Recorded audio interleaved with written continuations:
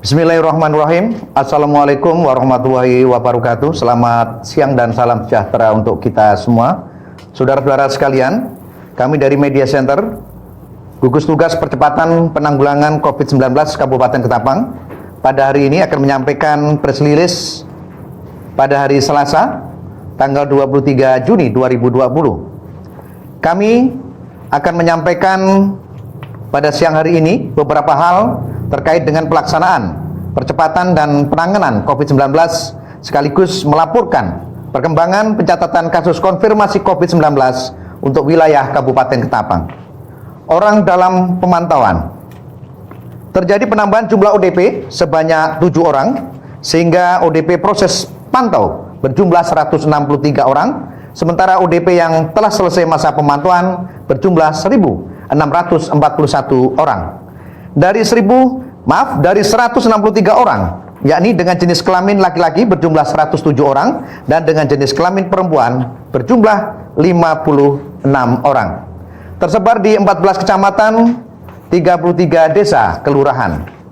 Kecamatan Delta Pawan 32 orang, Kecamatan Benua Kayung 1 orang, Kecamatan Nangatayap 7 orang, Kecamatan Matan Hilir Selatan 16 orang, Kecamatan Sungai Melayu Raya 20 orang, Kecamatan Kendawangan 35 orang, Kecamatan Muara Pawan 6 orang, Kecamatan Singkup 4 orang, Kecamatan Manis Mata 1 orang, Kecamatan Sandai 14 orang, Kecamatan Jelehulu 12 orang, Kecamatan Matan Hilir Utara 7 orang, Kecamatan Pemahan 4 orang, dan Kecamatan Hulu Sungai 4 orang.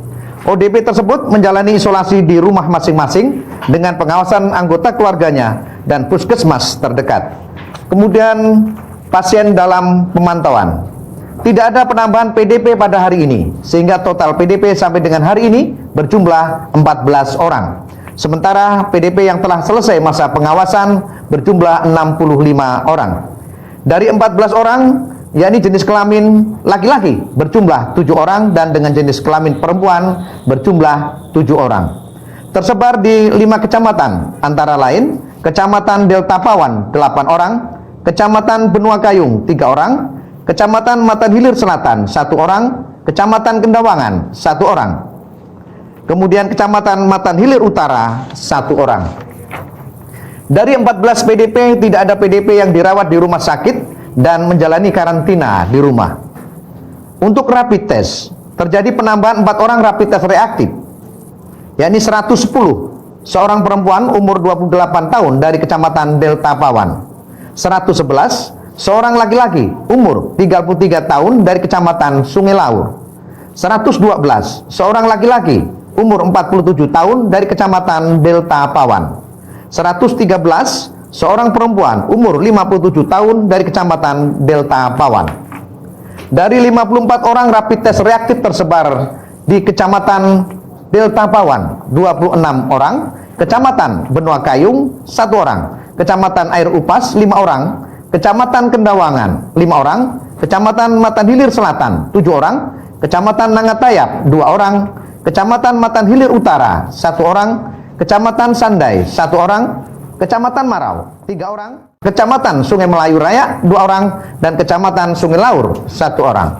Kegiatan rapid test di Kabupaten Ketapang telah dilakukan terhadap 5.973 orang sampai dengan tanggal 23 Juni 2020. Kemudian untuk pemeriksaan swab sampai dengan tanggal 21 Juni 2020, Dinas Kesehatan Kabupaten Ketapang telah melakukan pengambilan dan pengiriman sampel swab terhadap 346 orang dengan jumlah sampel swab sebanyak 853 sampel. Dari 853 sampel tersebut, 519 sampel telah keluar hasilnya, dengan rincian sebanyak 110 sampel positif dari 33 kasus konfirmasi positif dan sebanyak 409 sampel dengan hasil negatif. Dari 592 sampel tersebut, sebanyak 362 sampel diperiksa di BBTK LPP Jakarta dan 157 sampel diperiksa di Laboratorium Universitas Tanjung Pura Pontianak. Adapun sampel yang belum keluar hasilnya sebanyak 334 sampel. Sampai dengan hari ini tanggal 22 Juni 2020 dari hasil sampel swab yang dinyatakan sembuh ada 28 orang. Untuk kasus konfirmasi positif COVID-19, hari ini ada penambahan kasus konfirmasi COVID-19 berdasarkan hasil laporan dari gugus tugas percepatan penanggulangan COVID-19 Provinsi Kalimantan Barat menyatakan ada penambahan kasus konfirmasi positif COVID-19 terbaru sebanyak 2 kasus, antara lain kasus 034, seorang perempuan umur 51 tahun dari Kecamatan Delta Pawan berstatus orang tanpa gejala atau OTG. Kemudian kasus 035, seorang laki-laki umur 20 tahun dari Kecamatan Delta Pawan berstatus orang tanpa gejala atau OTG.